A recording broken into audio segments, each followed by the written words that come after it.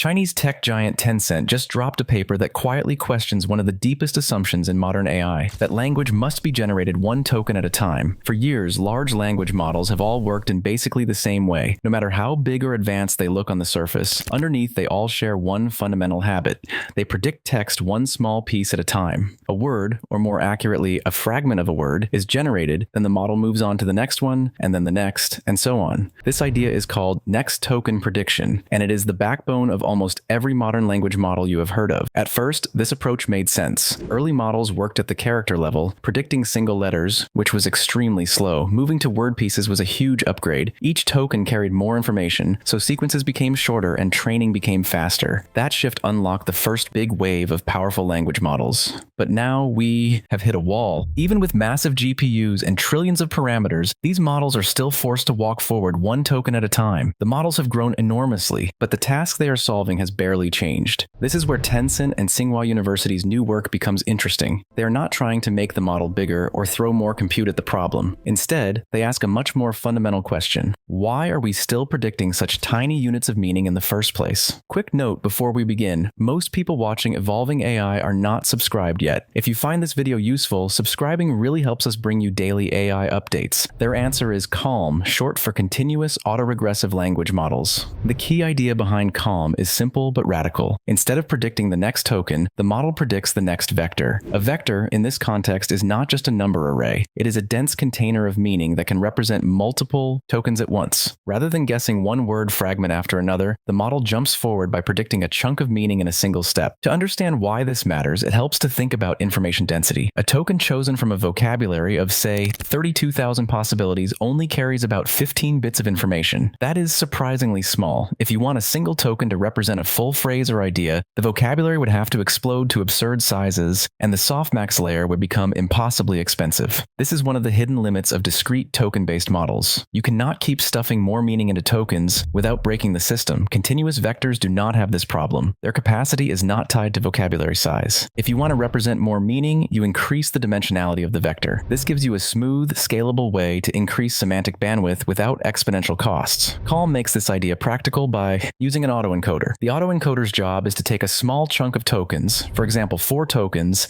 and compress them into a single continuous vector. Later, that vector can be decoded back into the original tokens with extremely high accuracy, over 99.9% in their experiments. This means the model is not hallucinating or losing detail, it is just storing the same information in a more compact and flexible form. Once you have this setup, language modeling changes shape. A sequence of text is no longer treated as a long chain of tokens. Instead, it becomes a much shorter chain of vectors. If each vector represents 4 tokens, the sequence length is effectively reduced by a factor of 4. The model still works autoregressively, predicting the next thing based on everything before it, but now each step moves through meaning much faster. This alone has huge implications for efficiency. Transformers scale poorly with sequence length. Attention costs grow, and quickly as sequences get longer. By cutting the sequence length, CALM dramatically reduces both training and inference costs. In their results, models using CALM achieved similar performance to strong traditional transformers while using roughly 44% less training compute and significantly less inference compute. That is not a minor optimization. That is a fundamental shift in efficiency. What makes this even more interesting is that CALM does not rely on slow, iterative generation methods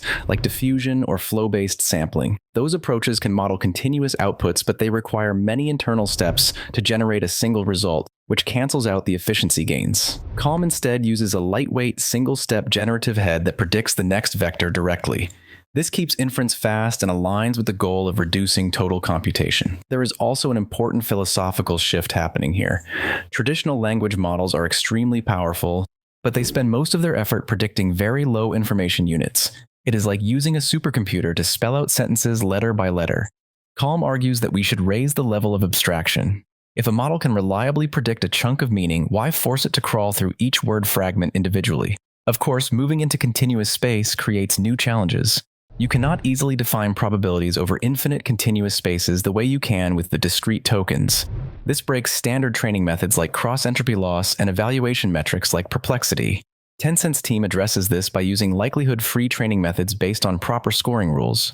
Instead of computing exact probabilities, the model is trained and evaluated using sample-based comparisons that still encourage accurate and well-calibrated predictions. They even introduce a new evaluation metric called BrierLM, which adapts the classic Brier score for language modeling. What?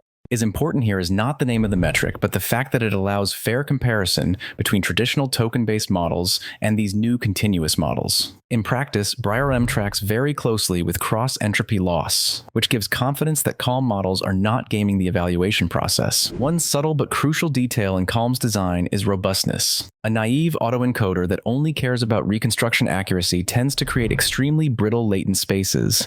A tiny error in a predicted vector could decode into completely unrelated text.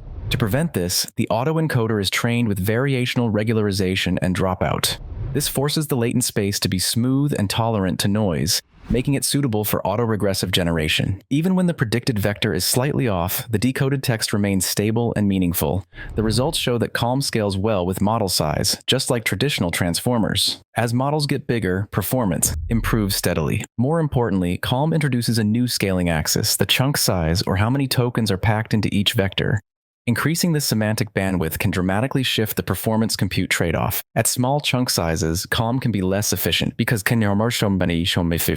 continuous prediction is a harder task. But once the chunk size reaches 4 tokens, the advantages become clear, and Calm models move ahead of the traditional scaling curve. This matters far beyond one research paper. The AI industry is running headfirst into hard limits. Power grids are saturated. Data centers are struggling to get approved. GPUs are expensive and energy hungry. For years, the answer to better models was simply more compute. That answer is becoming less realistic by the month. Any approach that delivers similar intelligence with significantly less computation is immediately strategic. Calm suggests that the future of language modeling may not be about endlessly predicting the next word. It may be about predicting the next idea, the next semantic unit, the next chunk of meaning. Tokens were a stepping stone. Continuous representations may be the next evolution. This does not mean that next token models are obsolete overnight. The ecosystem, tooling, and infrastructure around them are enormous. But once a better abstraction proves itself, transitions happen faster than people expect. Just as character-level models quietly disappeared after subword tokenization took over, token-level generation may eventually give way to higher bandwidth approaches. What Tencent and Tsinghua have done is not just propose an optimization. They have challenged the core assumption that language must be generated one token at a time. They showed that this assumption is not a law of nature, but a historical artifact. And once you see that clearly, it becomes hard to unsee it. If this direction continues to mature, the phrase next token prediction may start to sound like an old limitation rather than a defining feature of intelligence. Calm does not just make language models cheaper, it changes what a single step of thinking can contain. And that, more than any percentage improvement, is why this work matters. So do you think this is the beginning of the end for the next token era, or just a niche idea that will not scale?